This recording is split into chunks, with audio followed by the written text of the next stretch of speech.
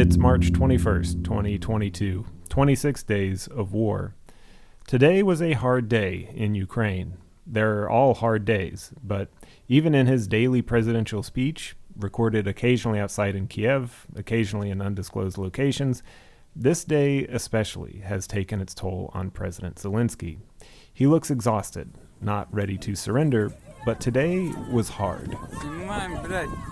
Домой! Домой! Домой!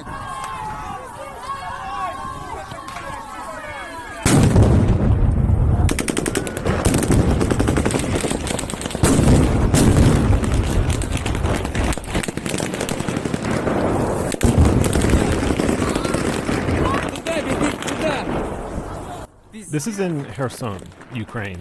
It was the first major Ukrainian city taken on March 2nd in southern Ukraine. Kherson has been occupied for nearly 3 weeks, and peaceful protests have been ongoing. But today, they turned bloody. Russian troops threw stun grenades and opened fire on protesters. It was initially reported that troops had been firing into the air, but at least one man had been shot.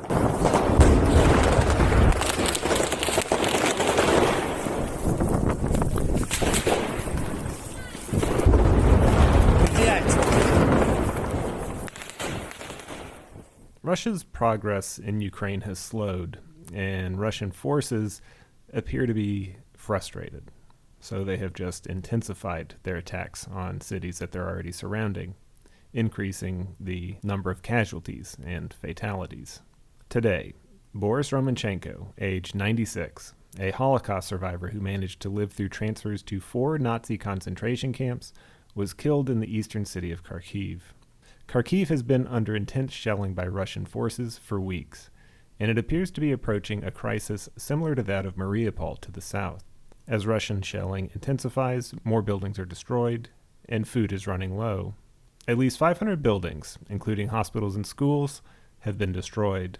In 2015, Boris Romanchenko visited Buchenwald concentration camp to commemorate the 70th anniversary of its liberation. During the event, Romanchenko read the Oath of Buchenwald. "We will take up the fight until the last culprit stands before the judges of the people. Our watchword is the destruction of Nazism from its roots. Our goal is to build a new world of peace and freedom. This is our responsibility to our murdered friends and their relatives." In Lviv, western Ukraine, which had previously been a safe haven for Ukrainians seeking to escape the country, a new reality has set in. Air raid sirens, threats of bombings, the fear of Russian troops. Alex Pian _official on Instagram posted this video with the caption, "My inner protest to sirens, bombs, murders, war." This is Hans Zimmer's Time, played against air raid sirens in Lviv.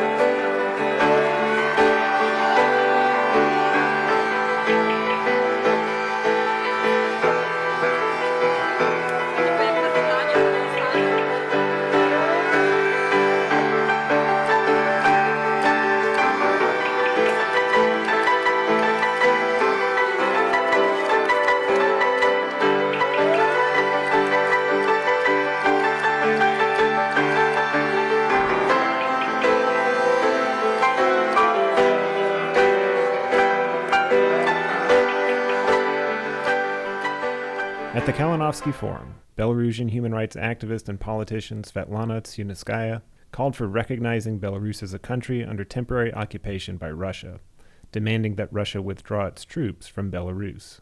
Alexander Lukashenko, the Belarusian president, is, to put it politely, Putin's puppet. Tsikhanouskaya ran as presidential candidate against Lukashenko in 2020 after her husband, Sergei Tikhanovsky, a popular opposition vlogger, was arrested for protesting, causing him to miss the deadline to register as a presidential candidate. Tsikhanouskaya ran in his place. She's an English teacher with no political experience. Lukashenko won 80% of the vote. Tsikhanouskaya scored 10%. The elections in Belarus are highly contested, and Tsikhanouskaya has declared herself the democratic president of Belarus. The Kalinowski Forum is an annual roundtable of world leaders and experts on the future of Belarus as a part of the European family. It was established in Vilnius on August 24, 2020, and today, March 21st, 2022, marked its second anniversary. The situation in Ukraine is not unique to Ukraine. Here's Tsikhanouskaya's complete address at the Kalinowski Forum. Now, in times of war, I particularly appreciate your work for Ukraine and for Belarus. And I appreciate that you accept Belarus as a part of the European family. It's critical today. This forum is named after Kostus Kalinowski, the leader of the uprising against the Russian Empire. 160 years ago, from prison here in Vilnius, before execution, he addressed our people. Go and fight for your human and national rights, for your faith, for your native land. For I say to you from beneath the gallows, my people, you will only then live happily when no Russian remains over you. And hundreds of thousands of people heard these words and stood up to fight against tyranny and oppression. They were murdered, and their uprising was stifled in blood. Today, 160 years after that, the Russian tyrant is trying to murder away a whole nation, Ukraine, the people who had chosen freedom and sovereignty.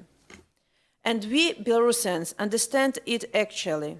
Ukrainian and Belarusian fates are interconnected now.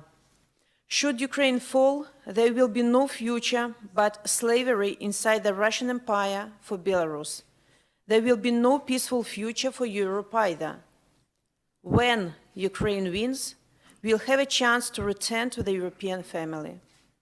In 2020, people in Belarus stood up to fight for their human rights. Like Kalinowski, our freedom fighters called people to rise against the dictator, and people showed to the whole world that Belarusians, in their majority, are against the regime of Lukashenko. In 2022, our country is de facto under military occupation. The regime is selling Belarusian sovereignty at this very moment. This new reality transformed our struggle from the fight for democracy to the fight for Belarusian sovereignty and against Russian revanchism. On February 27th, despite 18 months of devastating repression, tens of thousands took to the streets to protest the war. We know that more than 900 were detained, tortured with gas, beaten to unconsciousness.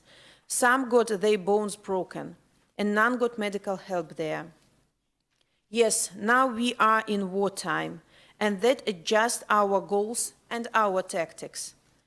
Cyber partisans blocked Russian transports by hacking railway systems. Activists destroy Russian military equipment. Citizens, very often mere teenagers, report the positions and moves of Russian troops in Belarus.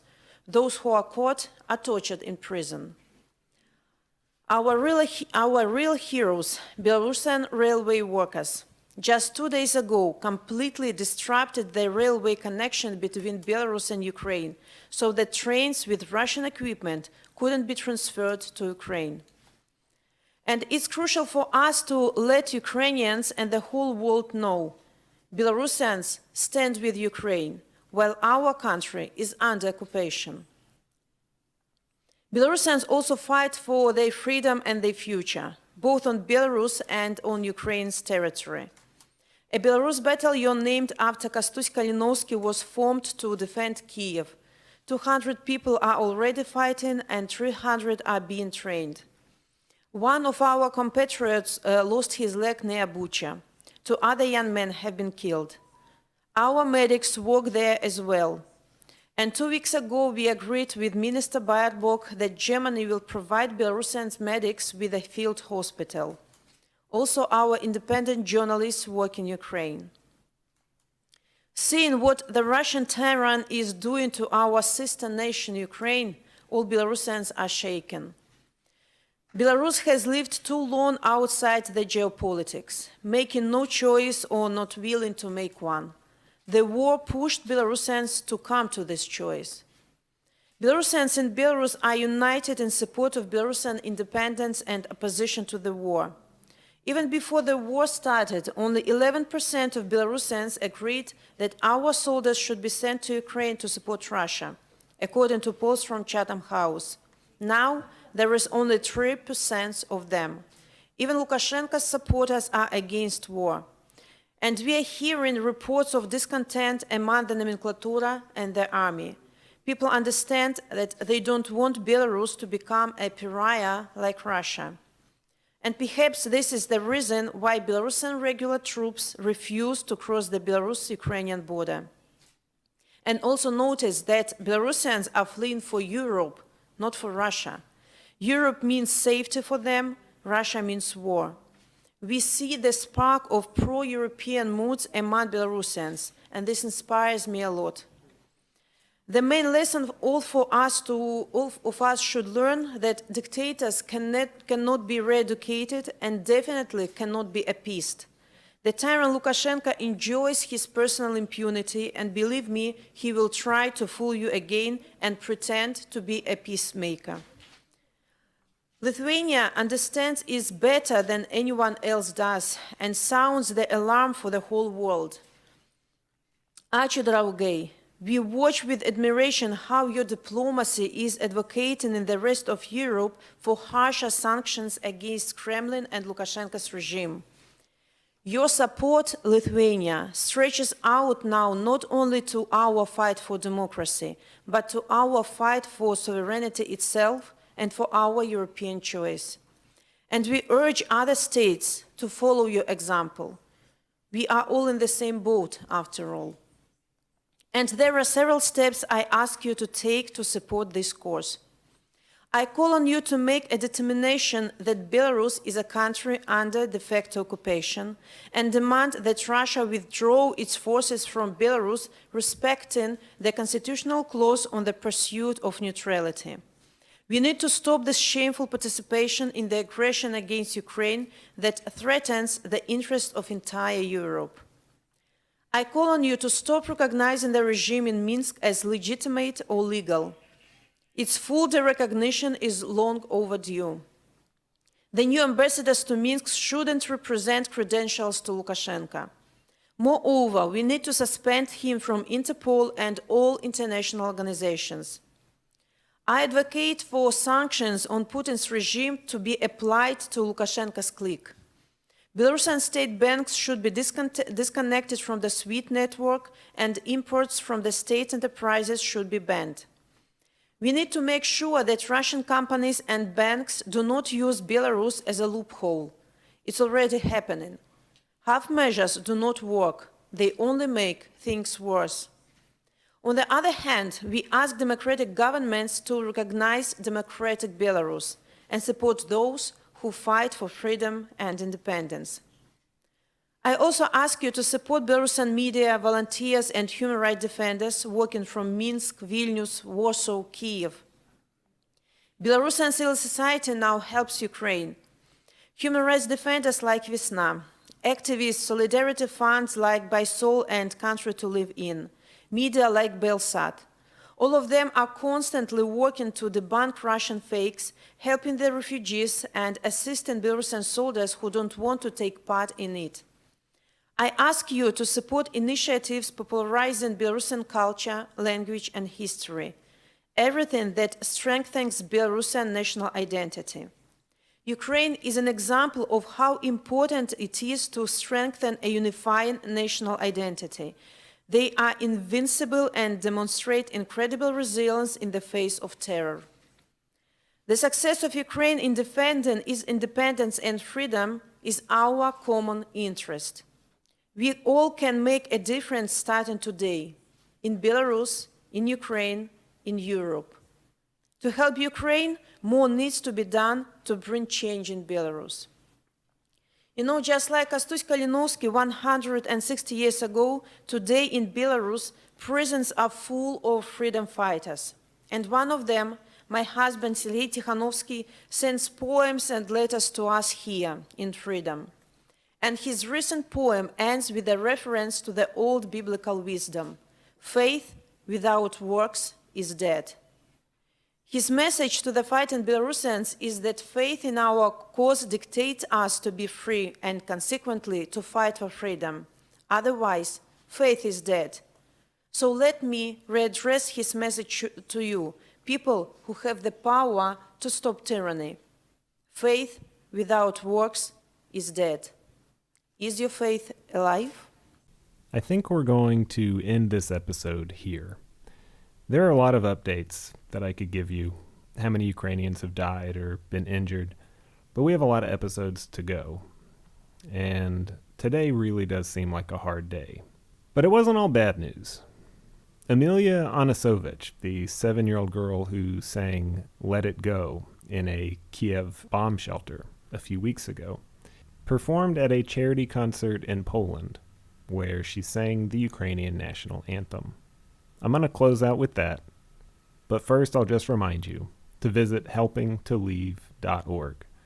That is an independent volunteer network of Russian activists, 300 of them, who work together in a Telegram channel, a bunch of Telegram channels, with over 95,000 members to help Ukrainians get food, clothing, shelter, and transportation to get out of Ukraine.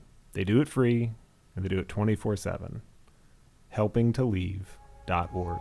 Ще не вмерла України ні слава, ні воля. Ще не, браття українці, усміхнеться доля. Згинуть наші вороженьки, як роса на сонці.